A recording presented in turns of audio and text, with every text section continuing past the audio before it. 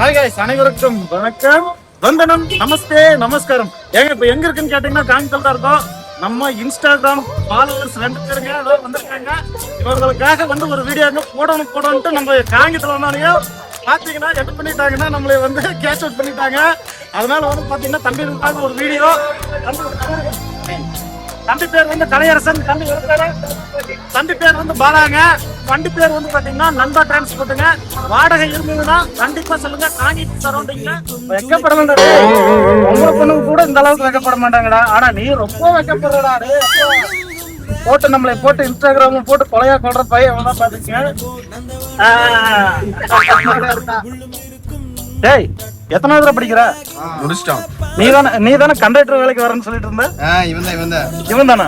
நான் தான் ரோட்ல படுத்து கிடக்குற. எங்களோட நிலைமை பார்த்து உனக்கு புத்தி வரலையாடா?